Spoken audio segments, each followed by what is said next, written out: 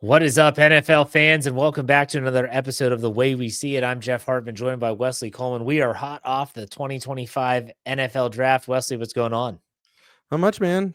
Just researching all these players and seeing how these 6th round picks are going to be all pros, and Mm-hmm. what kind of stats they need to put up as rookies in order to set up for their Hall of Fame career. It's That's well, standard standard operating what have you been procedure. doing? Like, Yeah. So this podcast, I was excited for this one based on the fact that everything has been leading up to this culminating event of the offseason, which is the NFL Draft. It is now over. We talked last week about how we were glad that it was over. And I guess I want to talk with you first and foremost about just surprises. We did predictions last week and I was going to go over them, but I was like, nah, we can just talk about what were some surprises. So, for instance, how many quarterbacks went in round one compared to what we thought, and wide receivers and stuff like that. What were some things that surprised you over the course of the draft? We'll just start with that. I mean, I would say that I think the second run on running backs probably took longer than I thought it would, because there's some really talented running backs. It led to some like 4th and 5th round running backs being picked that I think will be really interesting. Yep. I think it was possible to get some really good value late with running backs. I mean, a couple of the trades were pretty dang lopsided in the first round. I thought the Jaguars and the Falcons both got fleeced. I mean, with very bad lopsided trades. And then the Falcons made a stupid pick with their trade. So it was great for me as a Saints fan. I will say this. I was surprised that the run on quarterbacks didn't happen until the 6th round. That was crazy to me. Because if you look at when quarterbacks went, 2 in Yep. the first, 1 in the second, 1 in the third, none in the fourth. I think there were was Shador the only in the 5th? And then in the 6th, started with McCord going to Philly. And then after that, it was like, oh my gosh, here they go. Will Howard to Pittsburgh, and then all the rest. And there were 2 in the 7th. I was surprised. I thought that run, I knew it was going to happen. The quarterbacks that were selected, I'm not surprised about. I'm looking at it and saying, I'm shocked that the run didn't happen until the 6th round. I thought it'd be like round 4 that we would see that run. It was later Yep. than I thought. I mean, hey, the Steelers get like a Will Howard for the 6th round pick. That's perfect. There's no expectations on this guy to be anything. So I love it. I love it. What about you? Well, I think there's a lot of like multiple things kind of in play. And one, there weren't too many quote unquote quarterback needy teams this year. True. I think, and we're going to keep having this problem as quarterback contracts get higher and higher. You don't really have a route to moving on from your veteran quarterback that's under contract when he's getting paid $50 million a year. And you've got, I think the top 10 or 12 quarterbacks in the league are all making over $45 million a year now, something like that. It's crazy. Yeah. So I think that makes it harder. One, some of these guys that have big NIL deals or played at big colleges, you bring them in and you're worried about how high they're drafted because you don't need all this noise behind your $40-50 million quarterback of a name that may or may not be good. So I think there's that kind of mixed in. A couple of interesting things I think to talk about with the quarterbacks this year. One, were you surprised the Giants traded back up into round 1 and then took Jackson Dart? You've got Russell Wilson, Jameis Winston, and Jackson Dart. I want this TV show. I want this TV show with the three of them. That's a lot of drip. They might have NFC East the in season. That might be the conference right there, or the division. I mean, that might be the division when you think about second year Jaden Daniels in Washington. You got the hoopla in Dallas. You got the Giants in their quarterback room, in Philly, of course. The second going for a repeat in the Super Bowl. I don't know. I was surprised. I thought they would trade up, but again, we've had this conversation. It feels like a million times. None of us thought there was a quarterback that would value themselves outside of Cam Ward in round 1. None of them. And so when they came back up in to get Jackson Dart, I was like, really? They traded back in, and I never even saw the compensation for that actually to go in and get him. What did they have to give up? Do you remember? I don't have it in front of me though. Okay. It wasn't crazy oh no, they ended up giving up the 2026 first, didn't they? I know Jacksonville did. I'll look Jacksonville it and up. Atlanta did too. Let's Well, hold see. on. I'm gonna call BS on something that you just said, and What? I think it's self-serving what you just did. We want to talk about quarterback divisions. I got the AFC North with Lamar Jackson and Joe Burrow, which sounds really fun. And then Yeah. you're like, oh wow, Aaron Rodgers in a quarterback room. That has to be the most dramatic quarterback room in football. Cleveland Browns saying, hold my hold my beer, because not only do we have Deshaun Watson and Kenny Pickett and Joe Flacco and Dylan Gabriel, but we now have Shador Sanders in the quarterback room in Cleveland. I no way is the NFC East the most interesting quarterback division in football, and it's not close. When I said get the TV show, I was just saying it would be an interesting Hard Knocks. The quarterback room in Cleveland, we'll get to there in a second, but I did look up the Giants. They traded up into this to select Jackson Dart. They traded with the Houston Texans. They sent the Texans their 2025 second round pick, their third round pick, and a 2026 third in exchange for the 25th. And the Texans gave up their first round pick. Yep. So they garnered another second, a third, and a third next year for the 25th pick. Yep. Anyways, let's talk about the Browns, shall we? Because I swear, I was looking forward to talking to you because I've talked to a lot of people yesterday in the NFL Whip Around with Coach Kevin Smith. We talked about the Browns, and no one has been able to make it make sense, like anything about their decision making. We'll just talk about the quarterbacks. Some would say like their whole decision making process was off in this draft, but still, when you saw that they take Dylan Gabriel in the third round, and then in the fifth, First of all, just dumb. I agree. Dylan Gabriel, a third round pick over some of these other guys, is just weird. But nonetheless, Dylan Gabriel goes after Jalen Milroe. And then in the fifth round, for some unknown reason, they are the ones that stop Shador Sanders' slide. Make it make sense, please. Well, there was a unenthused golf clap from the entire draft room in Cleveland. Like, it looked really obvious to me that this was a phone call from the owner, and it's like, let me tell you who you're picking next. An owner that probably hadn't called in 3 days to tell them what to do. He's like, hey, your draft. Give the GM a team. And it looked like somebody called and said, hey, here's what you're doing when we come on the clock next.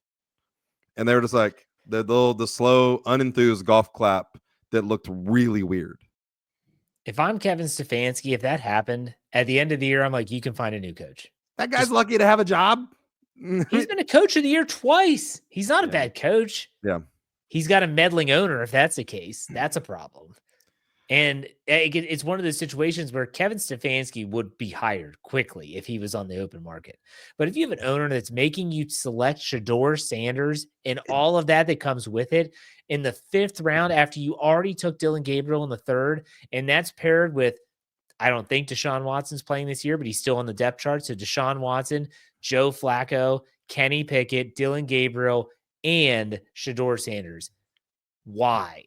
It's the same owner that traded for Deshaun Watson and gave him the most guaranteed money in NFL history at the time. Yeah. I mean, and this is also Deshaun Watson had already eliminated the Cleveland Browns and said, you are not in the running for my services, because he had to choose where he was going from Houston. He goes, I'm not going to Cleveland. I am not coming to have a meeting with you. And 3 days later, Cleveland just bought him. So, I mean, it sounds like exactly something that owner would do. And it sounds like potentially the kind of player that he would do it for. I mean, it doesn't make sense. And this has nothing to do with Shador Sanders, to be honest with you. It makes no sense if it was any quarterback. If they would have taken Will Howard in this fifth round, you would say, why would they take Will Howard? They just took Dylan Gabriel. It doesn't add up. Nothing makes sense. This is Cleveland being Cleveland, in my opinion. I mean, it's the same team that drafted Johnny Manziel. And listen, hold on. I'm not saying Shador Sanders is actively doing cocaine on draft night. Not claiming that at all.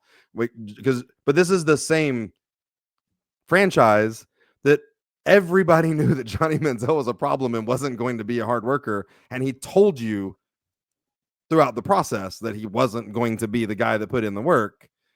It's the same franchise. I mean, taking Shedeur Sanders. Well, let's address were you shocked by the Sanders fall?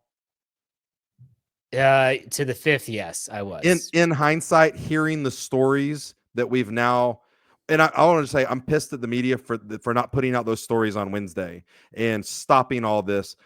There's all the calamity of Thursday and Friday, and why is he falling? And like, is it?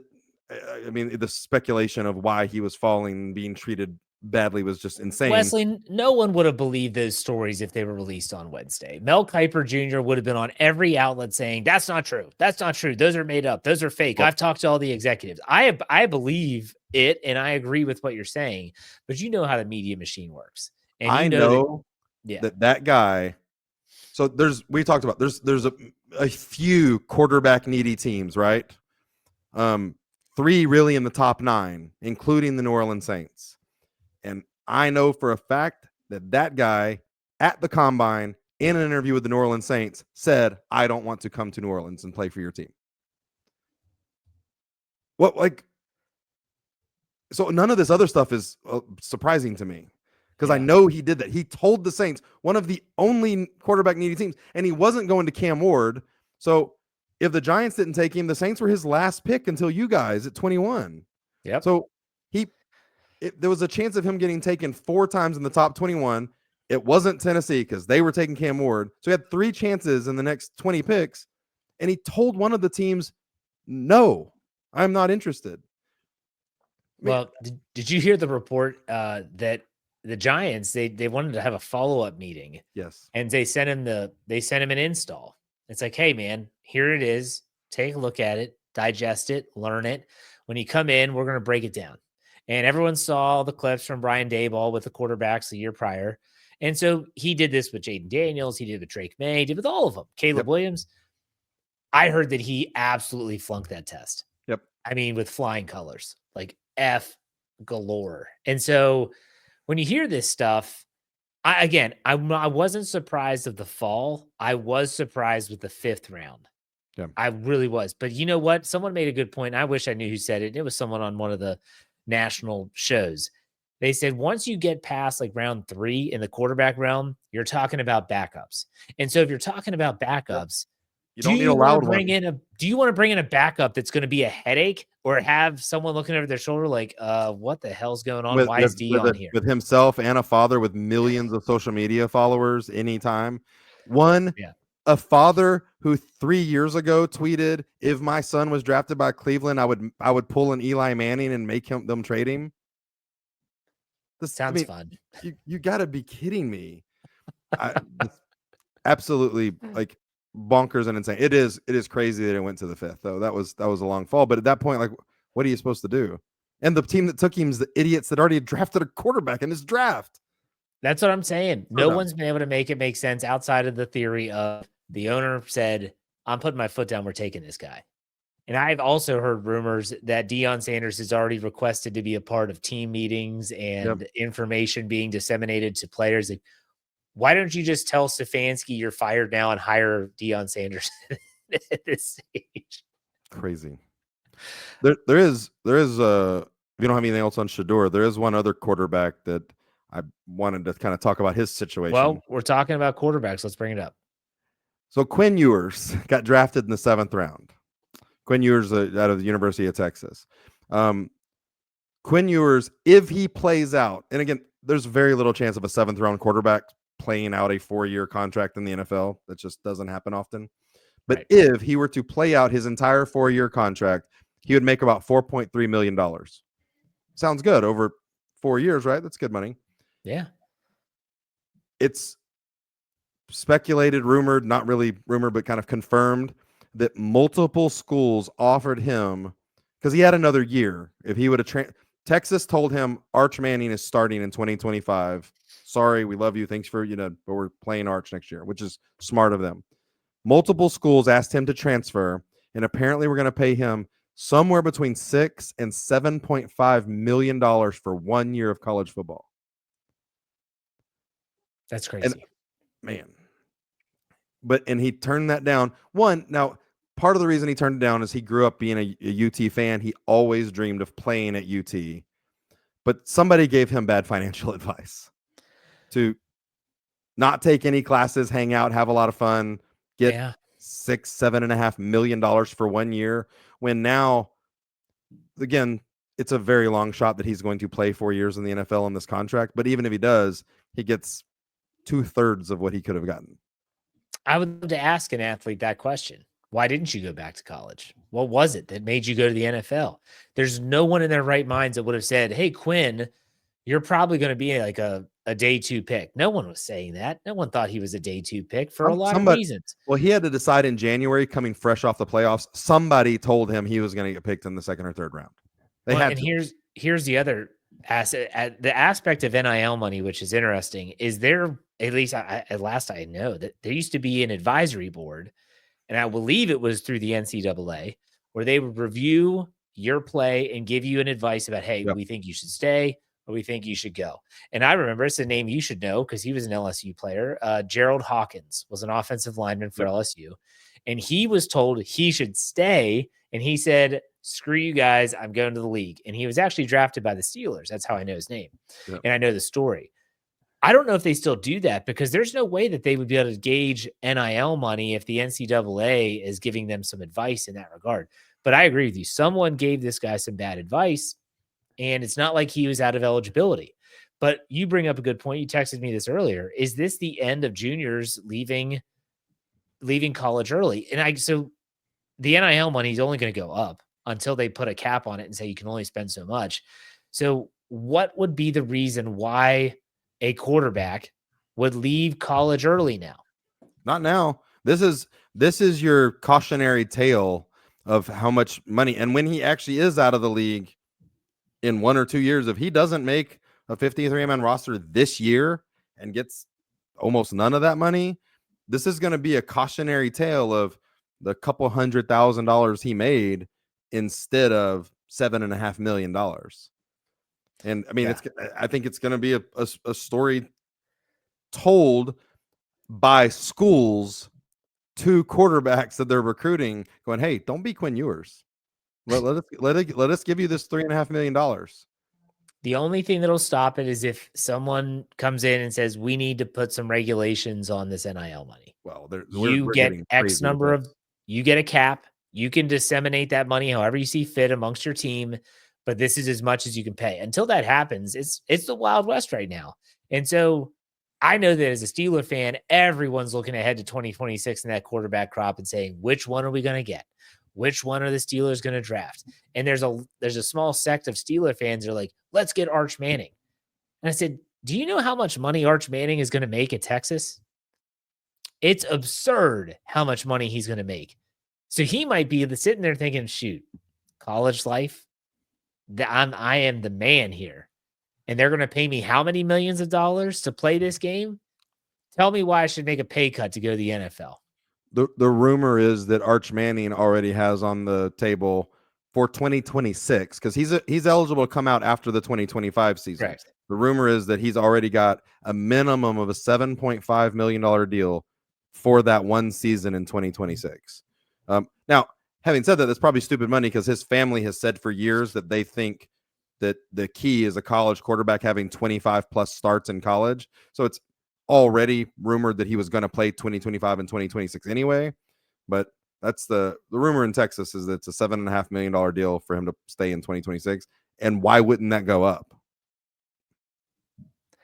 It's going to make it extremely difficult, in my opinion, for NFL teams to somehow, some way, maybe it's the NFLPA that's going to have to step in and do something with the collective bargaining agreement. And maybe they're going to have to say, look, we can't compete with NIL. So do they go back? And I would hate this, but do they go back? Do they get rid of the slotted contracts in the NFL and say, again, when you come into the league, we get a deal that we think is best for you?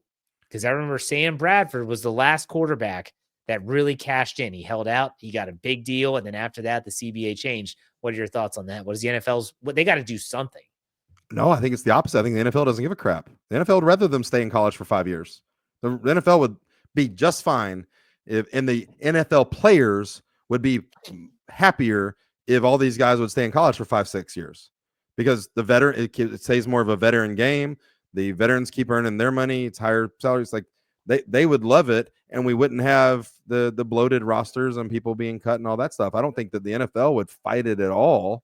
I think they'd be fine with it.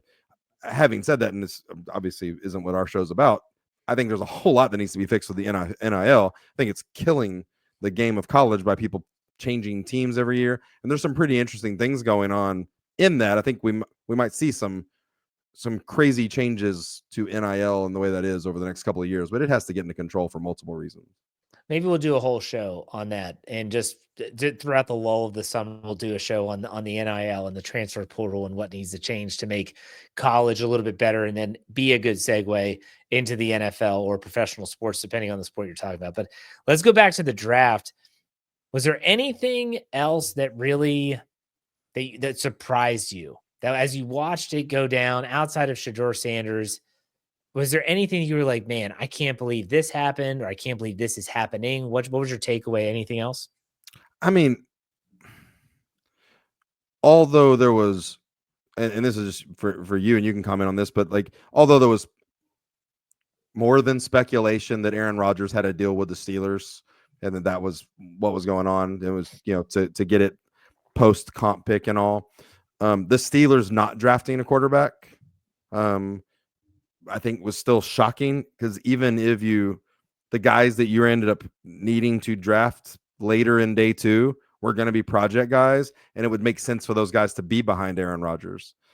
So I don't know. I think that surprised me, just knowing the Steelers organization and their commitment to having a winning record every year and continuing to stay competitive and not rebuild. I think that it just made sense, because I think that Aaron Rodgers can play really well this year if he's, behind a good offensive line. I don't know if he can. I don't think he can play good for 3 years. No. So like, I get curious as to where you at least take a shot on a quarterback somewhere there. Well, I don't think there was a quarterback worth taking a shot on, in my opinion. You all did. The Saints taking Tyler Shuck, that's a boomer bust pick. It's a second-round pick, though. I mean, we talked about this on the show, I don't know if it was last episode or 2 episodes ago, where the number of teams that second-round picks that remain on the roster for after their rookie deal, like, it's not high. If you would have taken a first-round pick, that's different. Cam Ward was the only guy that looked like he was it. So I was happy with what the Steelers did. If you get Will Howard as a 6th round draft pick and he turns into the next Landry Jones backup quarterback for the Steelers, so be it. If they go and make an aggressive play next year, which everyone that everyone knows anything about says this is a much better quarterback crop next year, then okay, that's fine. You have the Steelers clearly have a plan, and they're executing the plan. And I said this on my podcast for the Steel Curtain Network Monday morning, and that was the question now is it the right plan? And unfortunately, we won't know right away. But the good news they're in is Band-Aid mode right now, man. They've been in Band-Aid mode since Ben Roethlisberger left. We got this huge gaping gash with no quarterback. Here, Band-Aid, Mitch Trubisky. Here, Band-Aid, Kenny Pickett, Justin Fields, Russell Wilson. You get where I'm going, and it's going to be Aaron Rodgers. That's it. Well, and additionally, like the thing is too, is once it came clear by the end of the draft, y'all kind of got the built-in backup plan with whoever the Browns cut. So they got to cut at least 2 or 3 quarterbacks. So you guys are going to be fine. There's going to be somebody really good there that y'all are going to be able to pick up. One of the beat writers of the Steelers actually said it's going to be great when Kenny Pickett comes back to Pittsburgh. It is. It's going to be awesome. Oh, shoot me now. I'll tell you this. I'm going to get your take. And I know that you watched Thursday and Friday. I know Saturday you were busy, and so you were just kind of checking on your phone. But I was so frustrated with the coverage of the draft. Oh. And ESPN was insufferable. Like Mel Kiper. Was insufferable.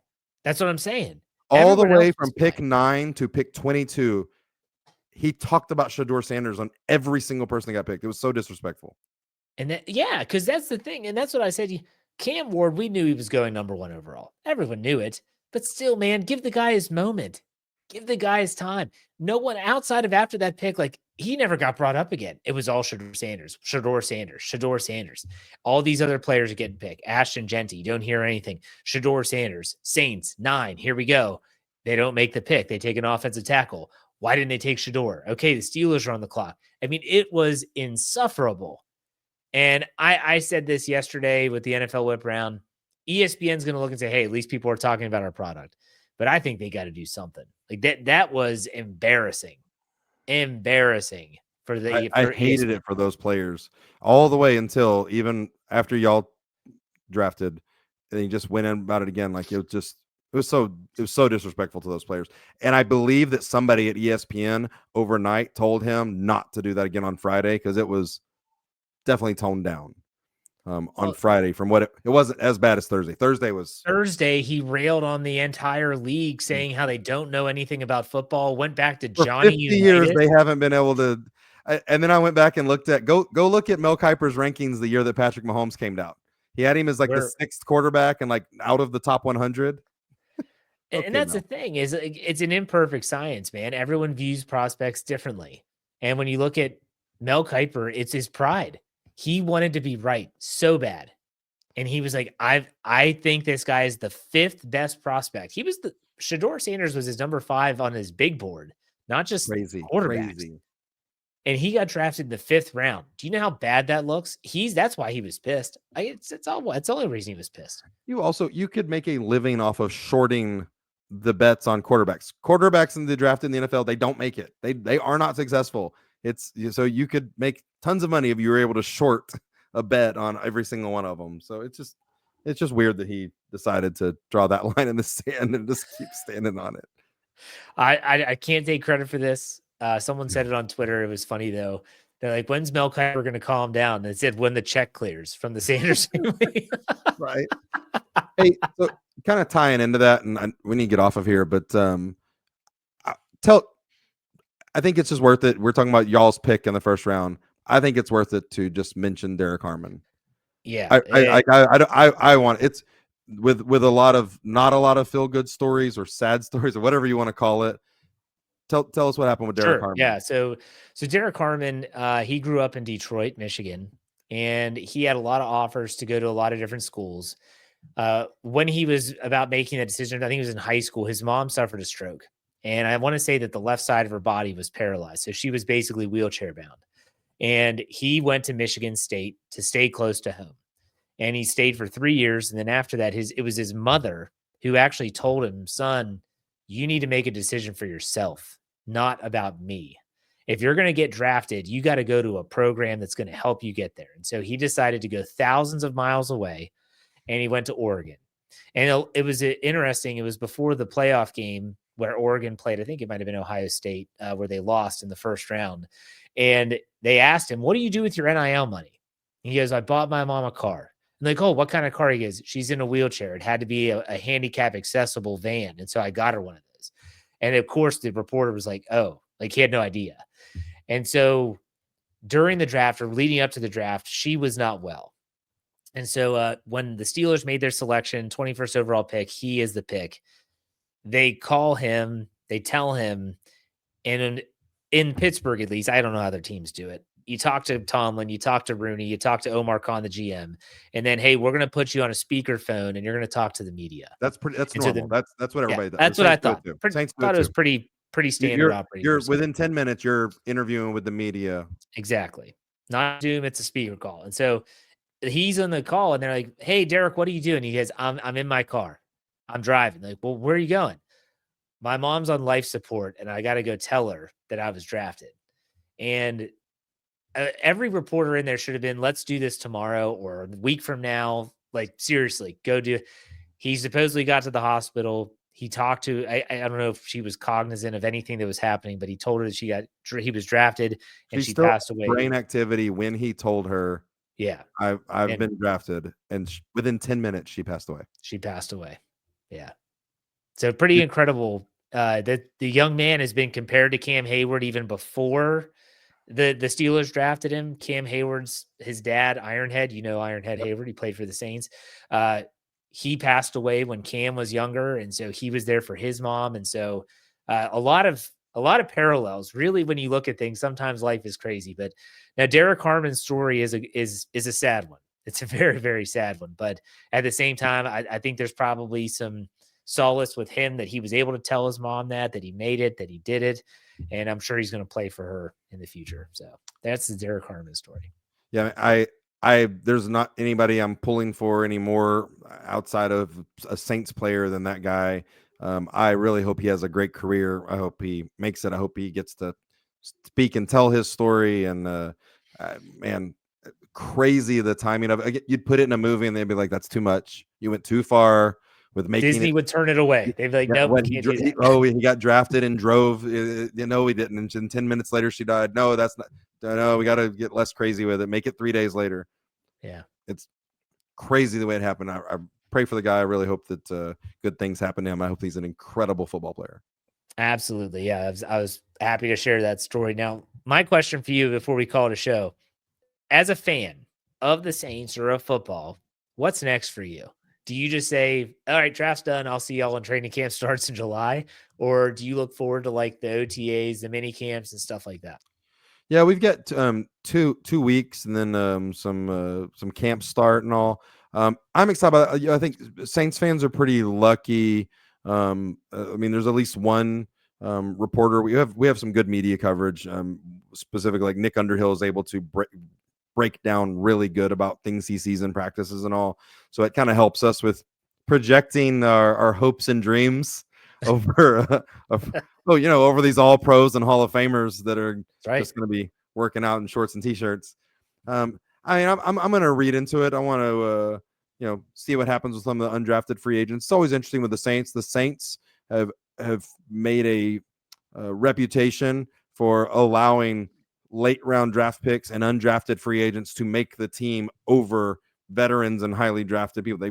If you play the best over the preseason and summer and preseason, you can make the Saints in week one. Even if you have less money and guaranteed and all. So it's still interesting and something to read into. Gonna hope that the Dallas Stars win the Stanley Cup. That'll help bide me over for a little bit if they were to do that. But then we're gonna hit a dead zone there a little bit. So what about you? How much are you digging into this? Are you gonna have a week of vacation coming up where you won't be on a podcast? What? No, not vacation. There are no such thing as vacation. I never take a vacation. We are going to be all in on the Steelers rookie mini camp and Will Howard spinning the ball like crazy, baby. Let's do it. But all I ask for every year is that the freaking Pittsburgh Pirates get me to training camp. Like, be relevant, be decent enough to get me to training camp. They've done it the last 2 years. They've fallen apart after, but that's fine. The Steelers are back. No one cares anymore anyways. Man, they've lasted like 10 days. They suck. I'm pissed. Anyways. Yeah, I was going to say they're pretty unless dang Paul awful. Skeens is pitching. That's about it. I believe y'all are the 4th worst team in baseball record wise. I believe you're right. But hey, Paul Skeens is great. You're gonna have sell some tickets every 4th game. They're gonna move it around to where he only pitches home games. No, I don't want him pitching at home because the fans are so pissed they don't want to go. Pitch him on the road. Let other fans get to see him. Because don't get me started on the Pirates. But anyways, any final thoughts, Wesley? No, I mean this is I'm glad the draft is over. Personally, I'm really happy. I can't believe the Saints didn't trade at all. They never do that. We had 9 picks. We picked 9 picks. We didn't trade up a single one. We didn't trade any of our 2026 draft capital. I think the teams that did trade 2026 early round capital are crazy. Because one, they're not teams that seem established that they're going to be drafting late in the first. And with this quarterback class and this class that's coming out next year, I think there's a lot more first round picks than there were this year. So I have already done my first 2026 mock draft. But I'm going to take a break for a long time before I do another one. All right, that's good. Let everyone know where they can find your Saints coverage and all that fun stuff. Yeah, I'm on X at Wesley13. I'm sometimes on the Dome Patrol podcast. We did a live stream of the first round of the draft. It's fun to go back and listen to. We had a good time and drank for 6 straight hours here and there. And one of our members does not remember the last 10 picks of the draft because that's fun. How about you, Jeff? Where can we find your Pittsburgh Steelers coverage and your Pittsburgh Pirates hate? If you want me to share all the Tyler Shuck highlights, you can find me at J Hartman, HARTMAN_PIT. I'm sending those to Wesley like crazy. You can't teach touch like that. I'm just telling you. But you can also go to Steel Curtain Network and steelcurtainnetwork.com. Man, it's been a fun show as always. Take it easy, man. We'll talk next week. See you next week.